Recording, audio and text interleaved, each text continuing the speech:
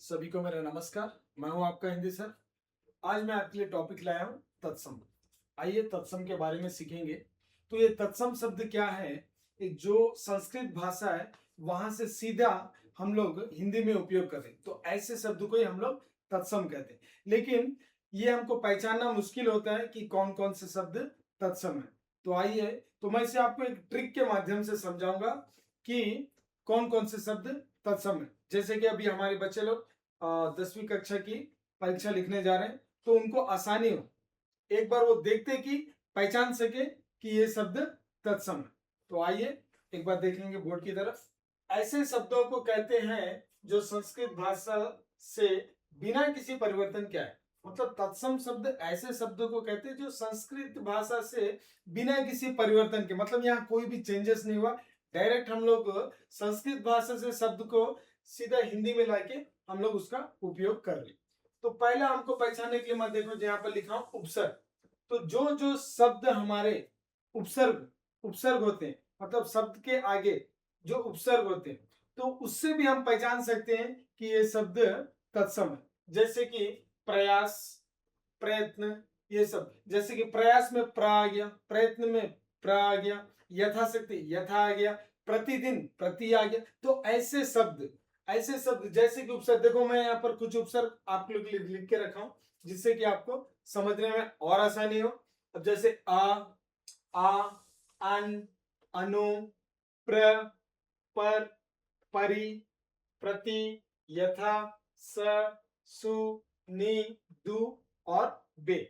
तो ये सारे शब्द अगर आपको किसी शब्द के आगे दिखाई दे रहे हैं, इसका मतलब वो जरूर अपना तत्सम शब्द है। ठीक है।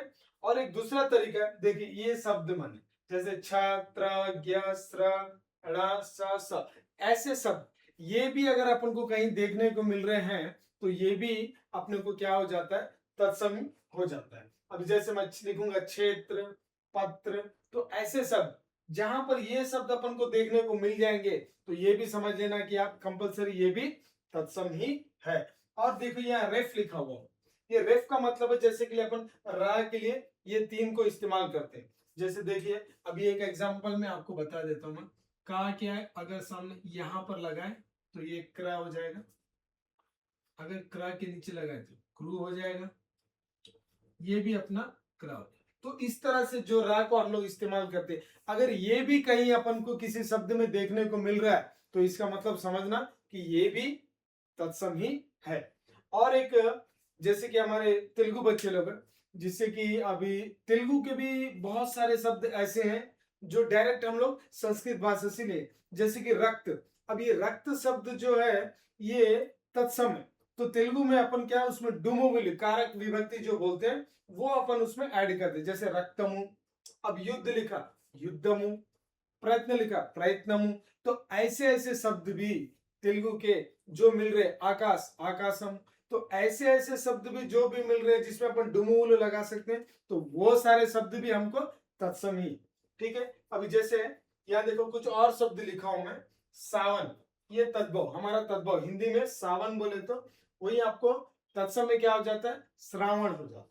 सपना का स्वप्न, सूरज, सूर्य, सुंदरता, सौंदर्य। देखिए यहाँ पर सौंदर्य, ये जो रेफ का शब्द मैं बोला था रा, इधर रा देखने को मिल रहा है, फिर से दोबारा इधर रा देखने को, ये श्रा शब्द बोला, देखो इधर इधर श्रा दिख रहा है। तो ऐसे ही भाई, भ्राता, फिर रा है, फिर कान, कर्ण, दोनों भी आए। तो इस तरह से कान, कर्ण, दुबला, दुर्बल, धुआं, धूम्र, काम, कार्य। और एक चीज है, अभी जैसे ये चंद्र बिंदु, चंद्र बिंदु जो देखने को मिल रहा है, ये पूरे भी अपन को, ये चंद्र बिंदु भी पूरे क्या है, तद्भव है। अगर किसी भी शब्द में ये चंद्र बिंदु देखने को मिल गया तो ये भी अपन क्या है, तद्भव। तो ये सारे शब्द जो है यही हमारा तत्सम। तो इसके आधार पर आप अपने एग्जाम में देखिए, अगर कहीं आपको इस तरह का वर्ड कहीं देखने को मिल गया, ऐसा शब्द कहीं उपसर्ग लगा हुआ या इस तरह से जुड़ा हुआ अक्षर कोई सा है, या फिर ऐसा रा है, या उपसर्ग लगा हुआ है, ऐसा कुछ शब्द आपको दिख गया तो आप आंख बंद करके बोल सकते हैं कि ये अपना तत्सम शब्द है। तो इससे आपको आसानी से पहचान जाओगे कि तत्सम क्या है। आइए यही शब्द को अभी जो हम लोग एक्सप्लेन किए थे इसको एक बार तेलुगु में समझाने का मैं कोशिश करूंगा. तो यहाँ అయితే చూడండి తత్సం శబ్ద్ అంటే ఎలా కనిపెట్టాలి. ఈ తత్సం శబ్ద్ అనేది మనకు డైరెక్ట్ గా సంస్కృత భాష నుండి మనం హిందీలో తీసుకున్నాం, అలాగే మనం తెలుగు భాషలో కూడా తీసుకున్నాం. మన భాషలో కొన్ని పదాలు వాడతాం, అంటే అవి ఏవి తత్సము ఏది తద్భవం మనకు కొంచెం కొంచెం అర్థం కాకుండా ఉంటుంది. సో అది తెలుసుకోవాలంటే దానికి కొంచెం ఈజీ ట్రిక్ పెట్టాను. సో అది చూసి ఈరోజు మనం తెలుసుకున్నాం, అంటే ఎలాంటి పదం మనం చూస్తే ఇది తత్సం అని కనపట్టుకున్నాం. ఇది చూడండి, ऐसे शब्दों को कहते हैं जो संस्कृत भाषा से बिना किसी परिवर्तन के आए. అంటే ఏం పరివర్తన బదలావ్ అంటే ఏ మాత్రం చేంజెస్ లేకుండా డైరెక్ట్ సంస్కృత్ భాష నుండి ఏ పదం అయితే మనం వాడుతున్నామో అలాంటి పదాలనే మనము తత్సం అంటాం. అయితే చూడండి, అయితే ఉపసర్గ్ ఏ పదంలో అయితే ఉపసర్గ్ ఉంటది, అంటే ఒక వర్డ్ లో ముందు గల ఏదైతే ఉపసర్గ్ ఉంటది వాటిని కూడా చూసి మనము చెప్పగలము ఇది తత్సం అని. ప్రయత్నము, ప్రయాస్, ప్రయోజక్, ప్రతిరోజు ఇలాంటి పదాల్లో అన్ని ఉపసర్గలు చూడండి. ఇక్కడ ఉపసర్గ రాసి ఉన్నాను.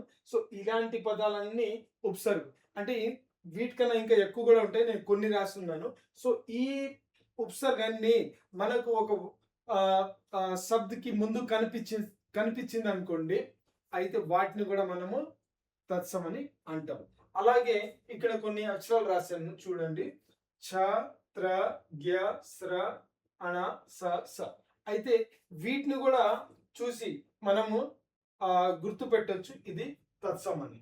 అలాగే కొన్ని రెఫ్ అనే పదం రాశాను చూడండి, ఇది రా. అయితే వీటిలో ఎలా చేంజెస్ వస్తుంది చూడండి. మనం ఇదే ఈ రా గనుక వాడితే, ఒక అక్షరంలో ఈ రా వాడితే ఈ రకంగా దాన్ని మనం వాడచ్చు. అయితే ఇలాంటి ఈ రా కూడా మనం ఎక్కడైనా కనిపిస్తే వాటిలో అవి కూడా తత్సం అని మనం అంటాం. అయితే కొన్ని వర్డ్ రాశాను చూడండి ఎలా చేంజెస్ వచ్చాయి.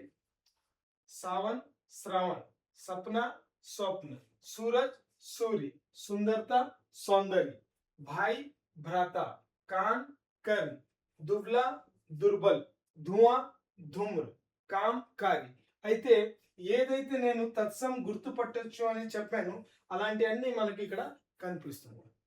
సో అలాగే ఇప్పుడు తత్సం మనం కనిపెట్టాలి, ఈ వర్డ్ తత్సం అని చెప్పాలి అంటే ఖచ్చితంగా మనకు ఇవన్నీ తత్సంలో కనిపిస్తాయి.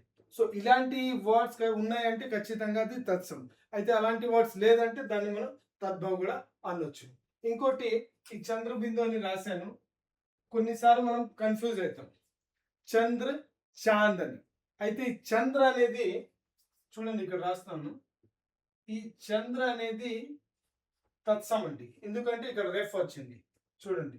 అయితే చాంద్లో చంద్రమాకి బిందు వచ్చింది, అయితే ఇది వచ్చినప్పుడు అదేమైపోతుంది తద్భవం అవుతుంది. అంతే అండి, సింపుల్, చాలా సింపుల్ ఉంది. ఇక్కడ మనం ఏ మాత్రం భయపడాల్సిన పని లేదు. సింపుల్ గా ఈ కొన్ని రాశాను పదాలు, ట్రిక్స్, ఇది మాత్రం గమనిస్తే చాలు, మనం ఈజీగా తత్సం అనేది ఏంటి అనేసి మనం ఈజీగా కనుక్కోవచ్చు. అయితే ఇప్పుడు దాకా నా వీడియో వినడానికి అందరికీ ధన్యవాదాలు. So thank you.